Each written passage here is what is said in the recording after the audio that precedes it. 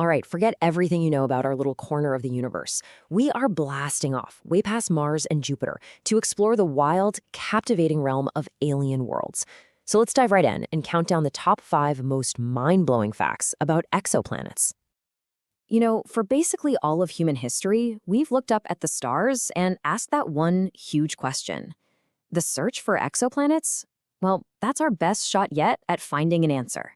And spoiler alert, it is seriously challenging the idea that we're the only ones out here.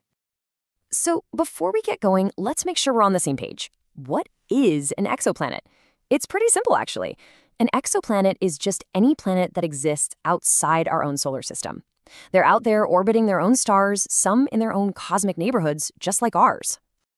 Kicking off our list at number 5 is a fact that's going to completely reframe how you see our place in the cosmos. Seriously, it all comes down to sheer, mind-boggling numbers. Okay, get ready for this. Scientists now believe that on average, there's at least one planet orbiting every single star in our Milky Way.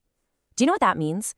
That puts the estimated number of planets in our galaxy alone at around 1 trillion.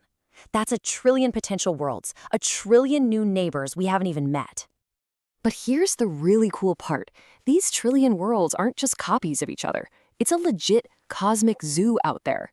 We found things called hot Jupiters. These are enormous gas giants that orbit so close to their stars, they make Mercury look like it's in the chilly outer suburbs.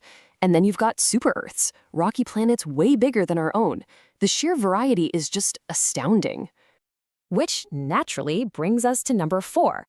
If there are a trillion planets out there, how in the world do we actually find them? I mean, they're impossibly far away. And to make it worse, they're totally lost in the blinding glare of the stars they orbit. Well, the most successful trick up our sleeve is called the transit method, and it is pure genius. Basically, scientists stare at a distant star and measure its brightness with incredible precision. Now, when an exoplanet happens to pass in front of that star, it blocks a teeny tiny bit of the starlight, causing the star to dim just for a moment. That little dip, that cosmic shadow, not only tells us, hey, a planet's here, but it can even help us figure out how big it is. And just think about how ridiculously hard that is. The change in brightness is minuscule. Being able to detect that tiny flicker from light years away, it's just a stunning testament to how powerful and precise our telescopes have become. All right, let's cruise on to number 3. This is where things get really interesting, because we all kind of think Earth is the perfect planet for life, right? I mean, it's our home. But what if it's not? What if there are planets out there that are even better? Yep, you heard me. This is the official search for what scientists call super-habitable planets, worlds that might be even more suitable for life, with a potential for biodiversity that could make Earth look tame.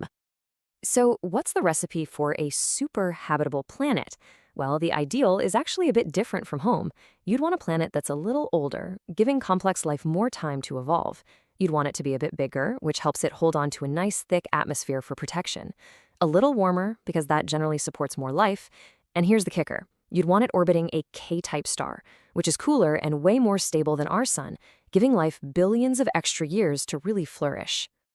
Coming in hot at number 2, we're leaving the search for Earth's upgraded cousin and diving headfirst into the weird side of the cosmos, because for every potentially habitable world we find, there are countless others that are just wonderfully, beautifully bizarre.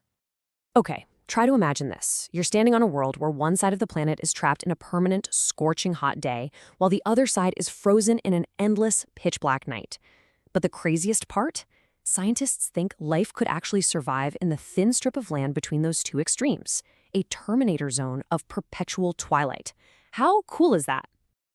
And if that wasn't wild enough for you, picture planets that got knocked over and now spin on their side, kind of like a top rolling across a table. This would create the most extreme seasons you can possibly imagine. The North Pole would be baked in constant sunlight for decades, while the South Pole is plunged into a generation of absolute freezing darkness. Talk about an alien calendar. And now we've arrived at our number 1 most mind-blowing fact about exoplanets. For decades, our hunt for extraterrestrial life has been a quiet one. We've mostly just been listening. But that's all changed. The most astonishing fact is, we're not just listening anymore. We've already picked up the cosmic phone. Back in 2012, astronomers sent a powerful radio message hurtling towards Tau Ceti E, a potentially habitable exoplanet that's only 12 light-years away. That message just arrived this year in 2024. Now, if someone is there and they decide to text back right away, we could get their reply as early as 2037. We have officially sent a "We Are Here" postcard into the cosmos. And while we wait for that potential intergalactic reply, we're definitely not just sitting on our hands. We are actively hunting for biosignatures. Think of them as the chemical fingerprints of life. Using incredible tools like the James Webb Space Telescope, we're literally sniffing the atmospheres of distant exoplanets, searching for gases like oxygen and methane. Finding both of those together could be the single strongest clue for life we have ever found. And all of this leaves us with one final, awe-inspiring question. As we scan the skies of a trillion worlds and wait for a message from the stars, what are we going to find first? The faint chemical trace of alien life, or a brand new world that we could one day call home? The search is on, and the very next discovery could change absolutely everything.